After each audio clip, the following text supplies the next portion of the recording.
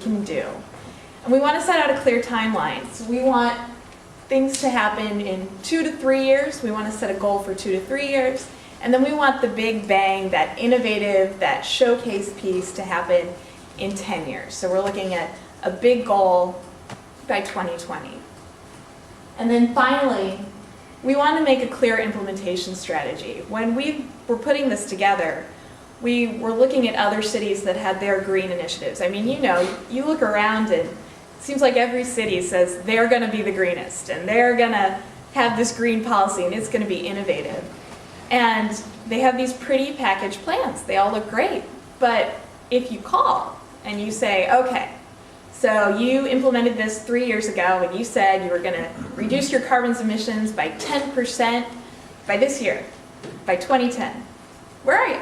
Just curious. Well, so that was ambitious. We got to maybe 1%. So we don't want to do that. We actually want to be the region that gets results. And like I said, I think we're ready for it. I think this community really does know what it can do, and I think we have the will to actually push for the results. SMUD is known across the nation for pushing energy policy, for being innovative in energy policy. Our blueprint that came out of SACOG, that's known across the nation as being one of the most revolutionary sets of regional government leaders working together to develop an urban design strategy. I mean, these are things we really can do here. So we have an action plan process. The Mayor's Green Initiative team is meeting once a month. We launched in May, and we're going to go all the way to the end of the calendar year. We're going to finish it up in December of 2010. Our first step was to sort of vision. It was really bold or broad and out there. So we just looked at what our vision was. Then we looked at Sacramento, research and fact-finding within the region. What are we doing? What's already in place? Set that sort of baseline. The next step was beyond Sacramento. We just got our reports back on that, and that was looking out at those other plans across the nation, those other economic development strategies, those other university policies, and seeing what are they doing? What are they doing that's really great, and then what are they doing that's not so good? So that way we can learn from their mistakes and their successes. Now we're at regional goal setting, so we're taking that baseline, all the research we did, and we're going to say, here's what we want to do. And that's where that 3-year goal comes in, and that's where that 10-year goal comes in. Then we're going to measure that. We're going to see how we should measure that. Really start talking about the targets we need, or the steps we need to take to meet those targets. Then we're going to go further and start setting up that clear implementation strategy. Then we'll have a draft in November, another draft in December, because this takes several reiterations. And then finally we'll unveil it at the State of the City in January 2011. So, like I said, we just finished up step 3, which was beyond Sacramento, looking out at the nation. And I thought, because this is waste and recycling, I'd focus on some of the waste and recycling processes that crossed my desk while I was helping put all this together. And when I was looking at everything, I realized that there are about 3 things that really change practices in people. 3 things that we can do when we're setting policy or thinking about policy that really make people approach how they use, what they waste, and how they recycle differently. So the first one that I looked at was Gainesville, Florida. In 1994, way a long time ago, I think I was 12.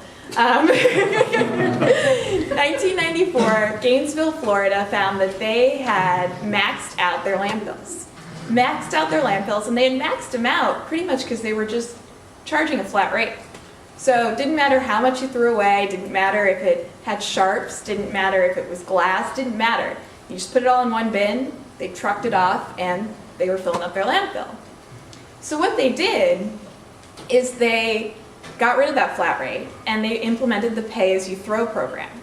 And that pay-as-you-throw program suddenly did what Dean was talking about. It made people think, oh my gosh, it's not about what I'm wasting, it's about my money. And so it became this relevant thing for people, because that pocketbook is a whole lot more relevant than that piece of paper that you forgot you were holding 3 seconds ago. So pay as you throw actually caused them to decrease their amount of waste within 2 years by 14% and increase the number of the recyclables by 25%. So the first thing is make it relevant. The other thing you can do is, this is a San Francisco policy that, who was at the Greenwise meeting on Tuesday? All right, most of you, nice. Mayor Newsom at the Greenwise meeting said in San Francisco, he implemented mandatory composting. And he said it was pretty controversial, actually very controversial.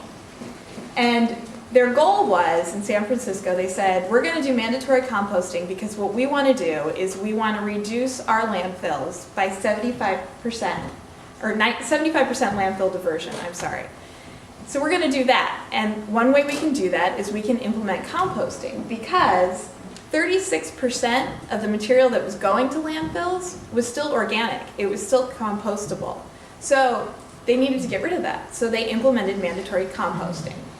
And they had to do it in such a way that the public didn't struggle to compost. You have to educate. You have to reach out. And one of the things they did is they gave residents these cool little plastic little composting bins. They just handed them out from their facilities. They told the public where they could go get them. They said it's free. They said come get it. And then they said, and when that fills up, you dump it in your green bin, and we'll come and we'll haul that green bin. We'll do that once a week. And so they made it wasn't an easy process, but they made it easy for people to do. One thing that it was easy for them to do every day. You take your banana peel, you put it in the little bin they gave me. So that was easy. So two things. First, make it relevant, make it easy. And then the third thing, the third best practice came out of Austin, Texas. Now Austin, Texas had this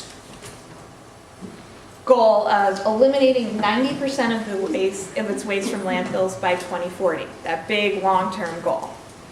And so they're looking at things and they're like, how do we do that? How do we do that and really reach out to people and make them want to do it? And they said, well, you know what we can do is we can make all our events, everything that we have that's citywide, we can make it a zero waste event. And we can get volunteers involved, and we can actually form the Green Team Environmental Ambassadors. We're going to give them shirts, and we're going to show them how to recycle. We're going to show them to clean up certain events, and we're going to get them into all the cool stuff that's going in Austin. So there's the Austin Marathon, and if you're part of this green team, you go to the Austin Marathon for free, and you work it, you hang out backstage. You also get into Art City Austin for free. So you're building a community, you are doing something that's great for the planet, and you're killing an afternoon or a morning at a cool event that happens once a year in your community. So those are the three things I took away from looking at our Beyond the Sacramento study, is the way you change practices, the way you make waste and recycling relevant is a pretty simple little formula. You make it relevant, you make it about the money, you make it easy or convenient, as Marty said, and then you make it fun. You make it something that they want to do every day. And so those are things that I think as we go forward, we can think about. And as we talk to our friends and tell them why they should consider being more sustainable, we can talk about those things. It's got to be relevant, it's got to be easy, and most of all, it's got to be fun. So I wanted to thank you all for coming tonight. If you have any questions about Greenwise Sacramento, feel free to ask. I've got 2 plugs for fun things before I leave. Then there's next steps, what we're doing this coming month. The fun things that I'm going to plug are, the first one is an event that's going on in Oak Park. It's called Green Oak Park. It's going to take place September 10th. And it's going to take place at the Methodist Church on 36th and Broadway. It's going to be an evening event. There's going to be live music, and it's going to be food and educating on energy efficiency, lots of vendors, SMUD's donating CFLs, and some paperwork. We're going to try and get some composters in there. So it's going to be a great community event. Spread the word. Come on out. It'll be a lot of fun. And then the other cool event is related to my work. Greenwise meeting is taking place September 30th. We've got Tom Friedman coming to speak. To give you an idea of how big this is. I didn't realize how big this was. I sent out my first invite blast yesterday, probably at about 11:30 in the morning. By the end of yesterday, 6 o'clock when I go home, I had 300 people signed up. When I left work today, 460 people have signed up. So the mayor told me when we got him, I said, well, we should do it at the Crest. We're going to max out our normal capacity. And he goes, we're not going to fill the Crest. And I said, what do you mean we're not going to fill the Crest? He goes, nobody shows up at 10 o'clock in the morning to hear a speaker. He's like, we're not going to fill the Crest. I don't know, 36 hours later, I have 460 people. You guys spread the good word, we're going to fill the Crest. So. What's the capacity for the Crest? 975.